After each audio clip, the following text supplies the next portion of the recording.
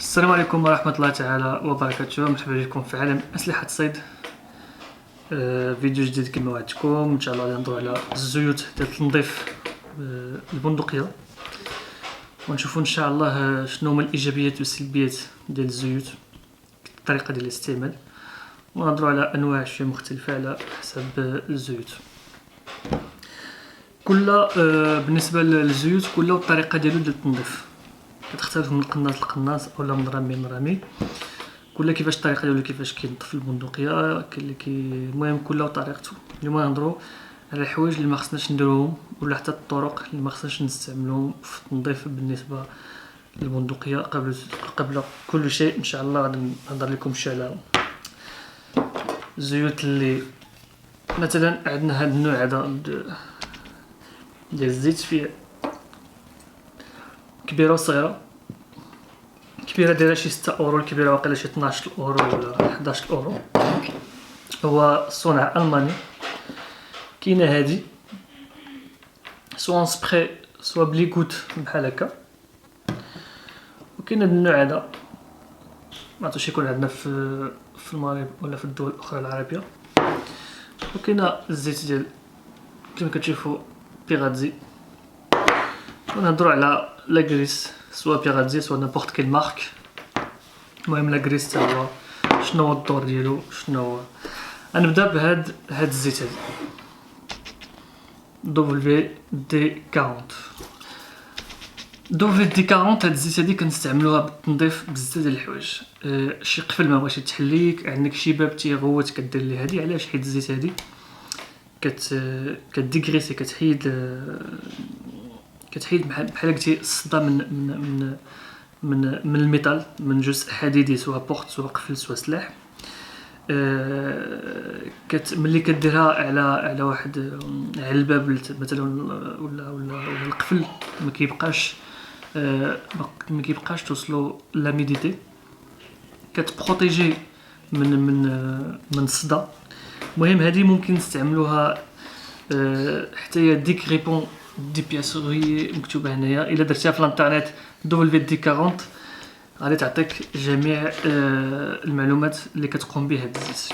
هاد الزيت علاش هضرت عليها؟ حيت بعض الاخوان في الجزائر تيهضروا لي على البنادق، حيت كما كتعرفوا في الجزائر عندهم بنادق قدام، عندهم 30 عام 40 عام، و30 عام هادي ما نستعملوهمش وتصداو.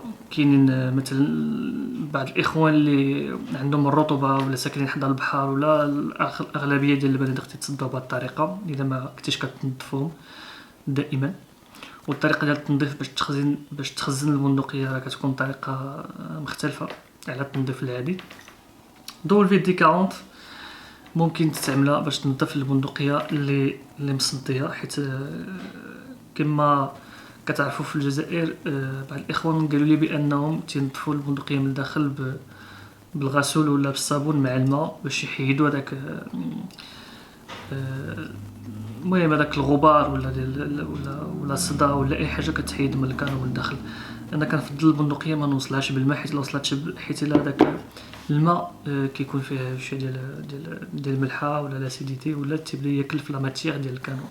وإلا كلا في لا ماتيير ديال الكانو ما كتبقاش القوه ديال الكانو كما كنعرفوا كتضعف القوه ديال الكانو.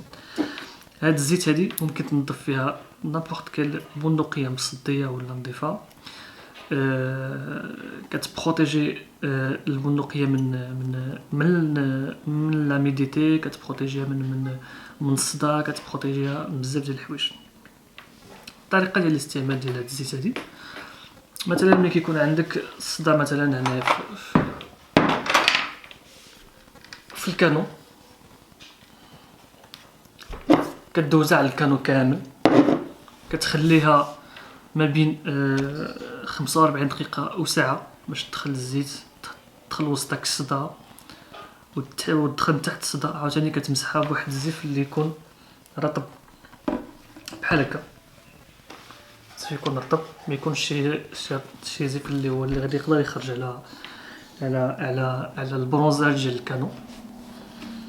وطبيعه الحال الصدى اللي كيكون في الكانو كيتحيد. هذا بالنسبه للبنادق اللي فريمون اللي فيهم الصدى ولا فيهم مشاكل ديال لاميديتي. وكنستعملوها في وقت البرد. مثلا في وقت البرد شنو تيوقع ملي كيكون البرد، ولا هنا في فرنسا كيكون عندنا البرد ولا الثلج، ولا كتكون ناقص 5 ديال الدوغري ولا 4 دوغري، كنستعملوها في الميكانيك ديال البندقيه. كنديروا واحد 2 رشات صغار، كيبقى الميكانيك كله مزيت، وهي كتبروتيجي من الميكانيك ولا الحديد اللي كاين في الميكانيك باش ما يتصداش، ماشي باش ما يتصداش، باش ما يبردش، والرسول يكون رطب في الانطلاقه ديالو.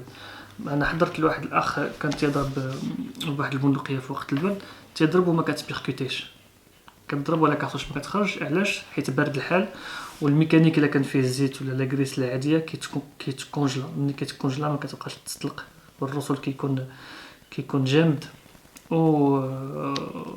والبيركوتور ما تيخدمش. يعني هذه احسن في وقت ديال البرد، كدير 2 رشات على الميكانيك والبندقيه كتخدم عادي نورمال.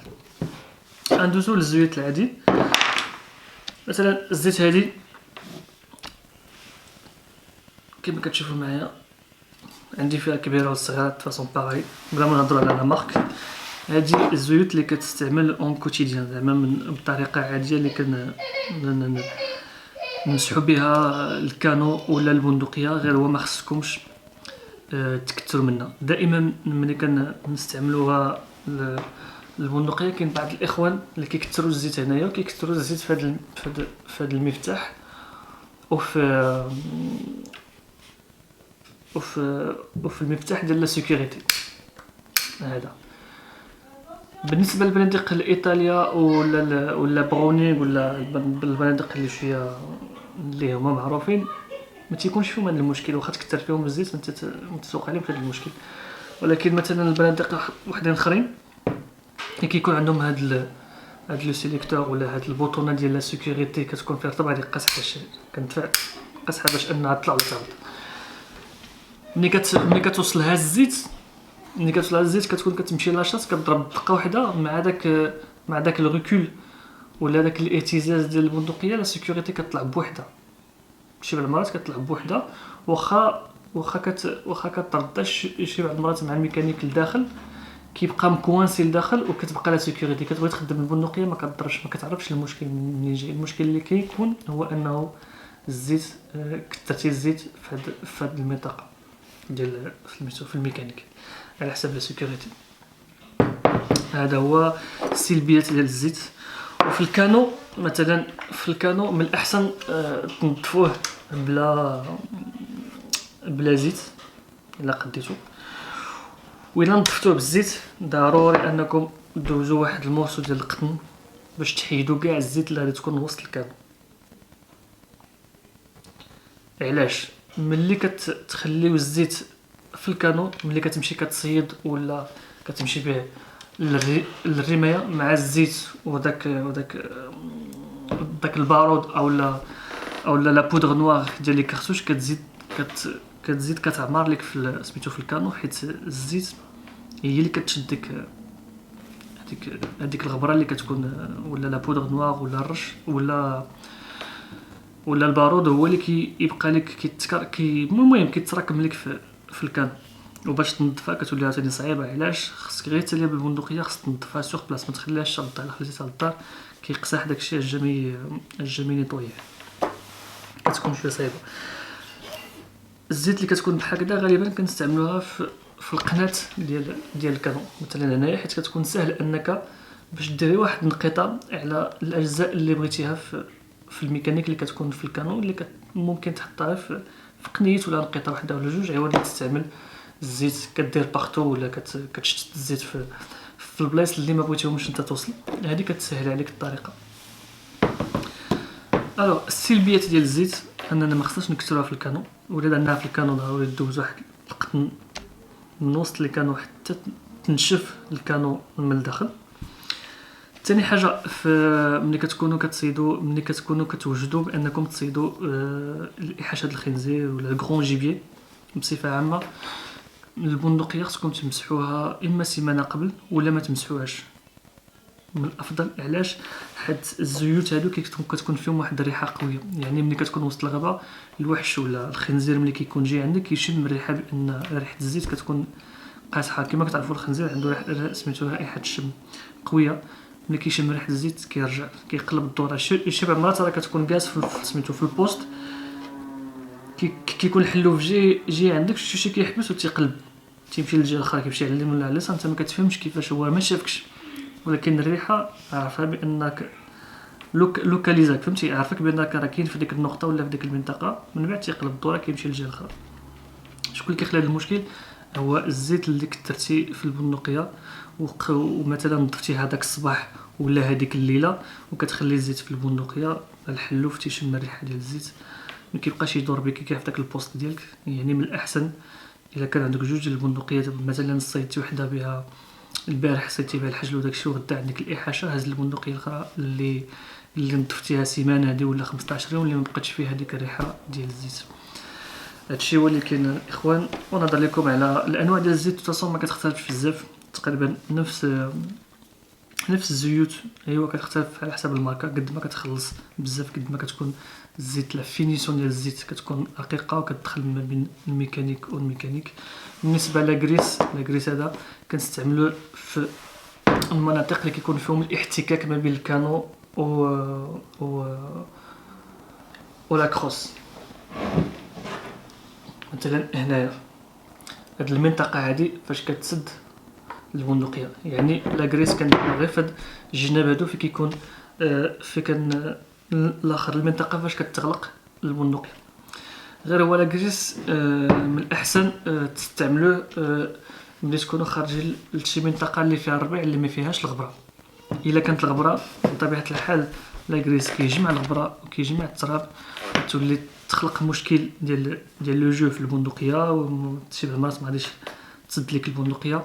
يعني لاكريس ما تكثروش منه، ديروا غير واحد شويه في المنطقه اللي كيكون فيها الاحتكاك الحديده مع الحديده.